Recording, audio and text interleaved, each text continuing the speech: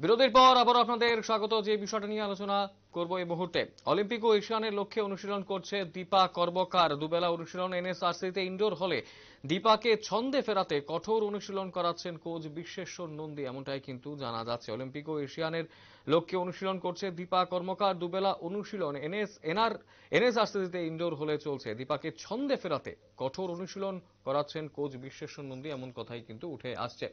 গোটা বিষয়টাকে কেন্দ্র করে কি জানাচ্ছেন নিউজ ভ্যানগার্ডের ক্রীড়া সাংবাদিক বিপ্লব চন্দ্র এই মুহূর্তে টেলিফোন লাইনে জুড়ে গেছেন আমাদের সঙ্গে। বিস্তারিত জানবো তার কাছ থেকে।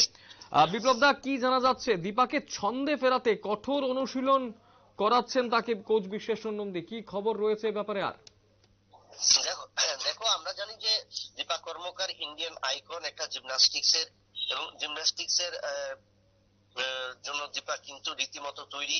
এবং গত গত মাসে কিন্তু ইয়েতে অনুষ্ঠিত হয়েছিল, উড়িষ্যাতে অনুষ্ঠিত হয়েছিল যে জাতীয় জিমন্যাস্টিক্স প্রতিযোগিতা। এই জিমন্যাস্টিক্স প্রতিযোগিতায় দীর্ঘ প্রায় 8 বছর পর দীপা কিন্তু অংশগ্রহণ করে, এবং সেখানে কিন্তু ওভারঅল চ্যাম্পিয়নশিপে দীপা গোল্ড মেডেল অর্জন করে। এবং সেখান থেকে রাজ্যে ফেরার পর দীপা তার প্রস্তুতি নিচ্ছে প্যারিসে যে অলিম্পিক অনুষ্ঠিত হবে সেই অলিম্পিক, এবং তারপর এশিয়ান চ্যাম্পিয়নশিপ। এই দুটোকে আসরকে নিয়ে সামনে রেখে কিন্তু দীপা রীতিমতো তৈরি এবং তার প্রস্তুতি তৈরি। এবং সেই ক্ষেত্রে দীপা যেটা ভ্যানগার্ডকেও জানিয়েছিল যে দীপা এবার আর প্রদুনামাতে অংশগ্রহণ করবে না। তার ব্যক্তিগত যে 4টি ইভেন্ট, মেয়েদের যে 4টি ইভেন্ট রয়েছে, সেই 4টি ইভেন্টে কিন্তু দীপা অংশগ্রহণ করবে। এবং ব্যক্তিগত এবং দলগত ইভেন্টের ক্ষেত্রে, ব্যক্তিগত ক্ষেত্রে যে সমস্ত ইভেন্টগুলো দীপার কাছে সবচেয়ে বেশি প্রিয়, ভল্টিং টেবিল এবং ব্যালেন্সিং বিম, এই দুটোর প্রতি দীপার সবচেয়ে বেশি নজর, এবং তা নিয়ে কিন্তু সবচেয়ে বেশি নজরদারি চালিয়েছে দীপার কোচ বিশ্বেশ্বর নন্দীও।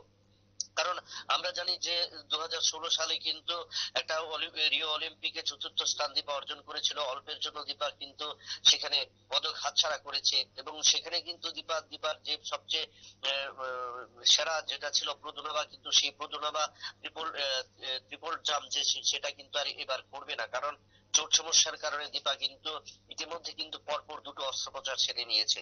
এবং সেই অস্ত্রোপচার সারার পরে কিন্তু দীপা ইতিমধ্যে, যেখানে অলিম্পিকে যখন অংশগ্রহণ করেছিল সেখান থেকে দীপার বয়স অনেকটা বেড়ে গেছে, সেই অনুযায়ী দীপার আগামী দিনে এত বড় ঝুঁকি নিতে চাইছে না।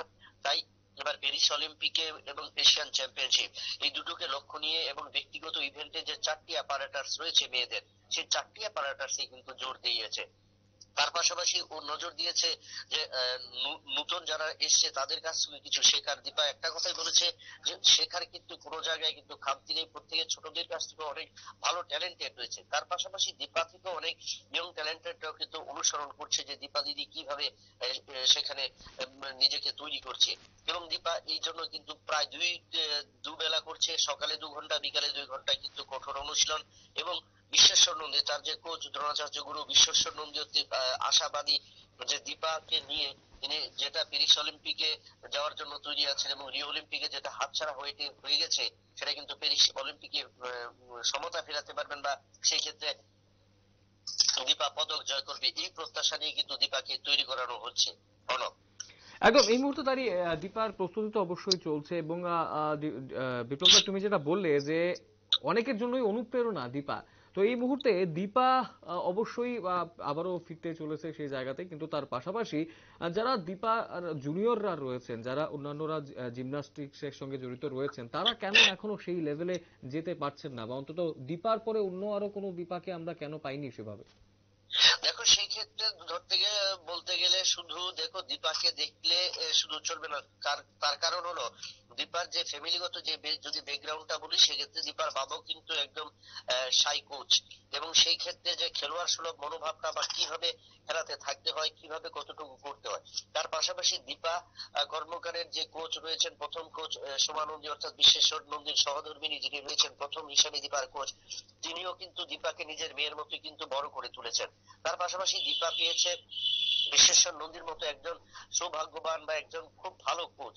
তো তারা তিনজনের এত অনুপ্রেরণা পেয়েছেন দীপার পাশাপাশি দীপার বাবা সাই কোচ, তিনি বডি বিল্ডিং এর সাই কোচ। সেক্ষেত্রে মেয়েকে কিভাবে তৈরি করা হয় বা বাবা কিভাবে তৈরি হচ্ছেন সেটা কিন্তু নজর রাখা হচ্ছে বাড়ি থেকে।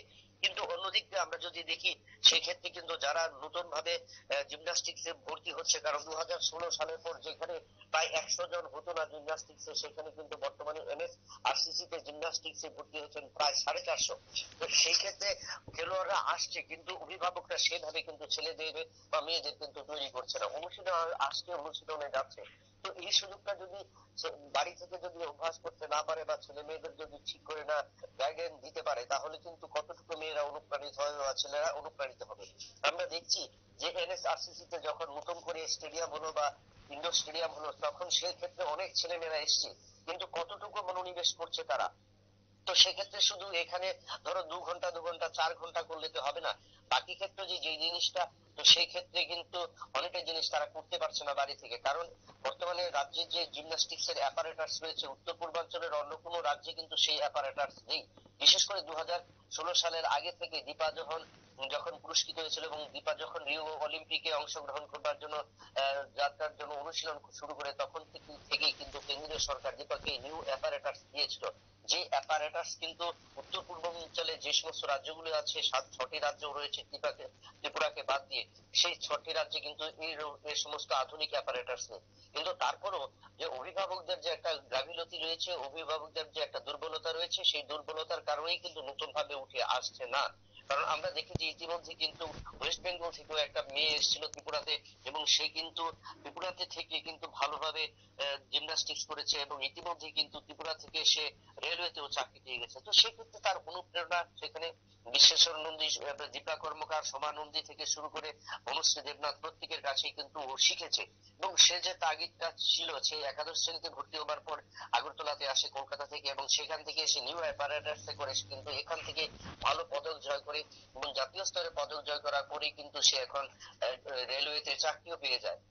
তো সেটা বলবো, সেটা তো ওর তাগিদ বা ওর ক্ষেত্রে যে প্রবণতা বা ওর ইচ্ছা যেটা ছিল সেটা কিন্তু আয়ত্ত করেছে। কিন্তু আমরা দেখলাম যে স্থানীয়ভাবে যারা আসছে একটা পিরিয়ড পর্যন্ত চলছে, কিন্তু তারপর কিন্তু সেখান থেকে তারা উঠে যাচ্ছে, দীপাকে ফলো আপ করতে চাইছে। কিন্তু সে মতো দীপা যেভাবে অনুশীলন, এখনো 31 বছর বয়সে দীপা সকালে 2 ঘন্টা বিকেলে 2 ঘন্টা একদম সততা নিষ্ঠার সাথে কিন্তু দীপা অনুশীলন চালিয়ে যায়। সেক্ষেত্রে তো বর্তমান প্রজন্মের কাছে সেইগুলো পাওয়া যায় না। অভিভাবকরা আসে, নিয়ে আসে, তারপর শেষ চলে যায়, কিন্তু আপগ্রেডেশন কি হচ্ছে, নতুন নতুন জিমন্যাস্টের নতুন কৌশল কি আসছে সেটা তো দেখতে হবে। কিন্তু দীপা যেভাবে বিশ্বেশ্বর নন্দী, সোমা নন্দী এবং তার বাবার কাছ দুলাল কর্মকারের কাছ থেকে যেভাবে অনুপ্রেরণা পেয়েছে বা পাচ্ছে, পাশাপাশি দীপা নিজেও কিন্তু ওই তিনজনের কোচ, শিক্ষাগুরু বা যেটাই বলো, তার অভিভাবক বলো, তার কাছ থেকে কিন্তু অনুপ্রেরণা পাওয়ার পর দীপা আরো বেশি অনুপ্রাণিত হয়েছে জিমন্যাস্টিক্স প্রতি নিজেকে সামিল করবার বা নিজেকে তুলে ধরবার। কিন্তু অন্যদের ক্ষেত্রে সেই তাগিদটা কিন্তু আমরা দেখছি না, যার ক্ষেত্রে কিন্তু এই দুর্বলতাটা, ঘাটতিটা পরিলক্ষিত হচ্ছে। শুধু জিমন্যাস্ট নয়, অন্যান্য ইভেন্ট গুলিতে একই অবস্থা যাচ্ছে। একটা পিরিয়ড পরে তারপর পড়াশোনার চাপ, তখন কিন্তু সেখান থেকে শেষ, এবং তারা কিন্তু ওই জায়গা থেকে দূরে সরে যাচ্ছে, যার কারণে বিভিন্ন খেলাধুলাদের ক্ষেত্রে দেখা যাচ্ছে ঘাটতি বা নতুন নতুন খেলোয়াড়রা কিন্তু রাজ্য থেকে উঠে আসছে না। একদম। বিপ্লব দা, আরেকটা বিষয়, তুমি নতুন অ্যাপারেটাসের কথা বললে, এই মুহূর্তে দাঁড়িয়ে জিমন্যাস্টিক্স এর কথাই যদি বলি, ওভারঅল ইনফ্রাস্ট্রাকচার কি রকম রয়েছে?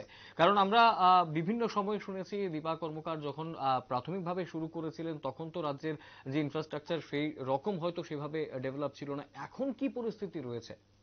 দেখুন, এখন আমি বললাম তো যে নিউ যে অ্যাপারেটাস রয়েছে আমাদের, শুধু NSRCC তে নয়, খুমলুং এ যে জিমন্যাস্টিক্স এর যেটা খোলা হয়েছিল, যেটা আমাদের রাজ্যের প্রথম অর্জুন পুরস্কার প্রাপ্ত যে মন্টু দেবনাথের নেতৃত্বে সেখানে কিন্তু খোলা হয়েছিল। কিন্তু আজকে এডিসি তে কি মুখ থুবড়ে পড়েছে, কারণ সেই জায়গায় প্রথম দিক থেকে 45 জন, কারণ সেটার উদ্বোধনী অনুষ্ঠানে আমি গিয়েছিলাম, সেখানে 45 জন স্টুডেন্টকে নিয়ে শুরু হয়েছিল। সেই নিউ বিল্ডিং করে দেওয়া হয়েছে, নিউ অ্যাপারেটাস রয়েছে। অর্জুন পুরস্কার প্রাপ্ত জিমন্যাস্টের প্রথম কোচ ভারতের ত্রিপুরার মন্টু দেবনাথের প্রশিক্ষণে রয়েছে, প্রতিদিন যেতেন, কিন্তু আস্তে আস্তে কি হলো, সেই জায়গাটায় কিন্তু মুখ থুবড়ে পড়লো, কারণ এডিসির ছেলে মেয়েদের কিন্তু সেই জায়গায় কিন্তু জিমন্যাস্টিক্স এর প্রতি আর এখন আর সেই ইন্টারেস্টেড নেই। গত কিছুদিন আগে আমরা যখন ভ্যানগার্ড থেকে সফর করেছিলাম বা দেখতে গিয়েছিলাম, সেখানে দেখা গিয়েছিল যে অ্যাপারেটাস এর জায়গাতে রয়েছে, কিন্তু সেই পরিমাণে জিমন্যাস্টের ছেলে মেয়েরা কিন্তু উঠে আসেনি। তো সেই জায়গাটায় ঘাটতি রয়েছে। বা স্থানীয় ক্ষেত্রে যে অন্যান্য মফস্বল মহকুমাগুলো থেকেও কিন্তু জিমন্যাস্টিক্স প্রতি এত ছেলেমেয়েরা উঠে আসছে না। তো সেই ক্ষেত্রে দেখা যাচ্ছে তারা বেশিরভাগ ক্ষেত্রে গ্রামীণ খেলাগুলোতে ঝুঁকে যাচ্ছে। পেশাদারি এখন ভলিবল শুরু হচ্ছে, সেগুলোতে ঝুঁকে যাচ্ছে, তোমার টেনিসে ঝুঁকে যাচ্ছে, ক্রিকেটে ঝুঁকে যাচ্ছে, কিন্তু গ্রামীণ বা খেলা বা ট্রেডিশনাল যে কতগুলো যে সমস্ত খেলাগুলো রয়েছে সেই সমস্ত খেলাগুলোর মধ্যে আসতে চাইছে না। ফুটবলের ক্ষেত্রে আমরা দেখছি একটা ঘাটতি রয়েছে, দুর্বলতা রয়েছে, কারণ আজকে আমরা হার্ট অফ দ্য সিটির মধ্যে আমরা খেলোয়াড়দের দেখতে পাই না। প্রত্যন্ত অঞ্চলে ট্রাইবেল উপজাতীয় অংশের ছেলেরাই কিন্তু সেই সমস্ত খেলাগুলিতে যুক্ত। তবে আবার অন্যদিকে কিছু কিছু জায়গায় যখন এই সমস্ত অ্যাপারেটাস গিয়েছে, সেক্ষেত্রে প্রশিক্ষককে নিয়োগ করা হয়েছে, কিন্তু সে অনুযায়ী কিন্তু ছাত্রছাত্রী সেখানে পাওয়া যাচ্ছে না, যার কারণেই কিন্তু খেলোয়াড়রা উঠে আসছে না। পাশাপাশি নিউ অ্যাপারেটাস তুমি যেটা বললে, সেই অ্যাপারেটাস তারা ব্যবহার করতে পারছে না, উপযোগী করতে পারছে না, কারণ কোচদের কাছ থেকে একটা অবহেলা, কারণ কোচটা কিন্তু যতটা দেওয়ার চেষ্টা করছে সেই জায়গা থেকে কোচটা কিন্তু সেই পরিমাণে ছেলে মেয়েদের পাচ্ছে না। সেই কারণে অভিভাবকদের দুর্বলতা বেশিরভাগ ক্ষেত্রে পরিলক্ষিত হচ্ছে, এবং যার কারণে কিন্তু অনেক খেলার জিনিস অ্যাপারেটাস থাকলেও সেই পরিমাণে খেলোয়াড় উঠে আসছে না এই রাজ্য থেকে। অর্ণব। একদম অসংখ্য ধন্যবাদ বিপ্লব দা বিস্তারিত তথ্য তুলে ধরার জন্য। এই মুহূর্তে দাঁড়িয়ে দুবেলা অনুশীলন এনএসআরসিতে চলছে দীপা কর্মকারের, এবং দীপাকে ছন্দে ফেরাতেই কঠোর অনুশীলন করানো হচ্ছে তাকে দিয়ে, এবং করাচ্ছেন তার কোচ। অলিম্পিক ও এশিয়ানের দিকে নজর রয়েছে দীপা কর্মকারের, এমন তথ্যই কিন্তু উঠে আসছে, এবং স্বাভাবিকভাবেই রাজ্যবাসী কিন্তু আবার আশায় বুক পাচ্ছে দীপাকে নিয়ে। সময় ছোট্ট বিজ্ঞাপন বিরতির, রয়েছে অন্যান্য সংবাদ, সঙ্গে থাকবেন।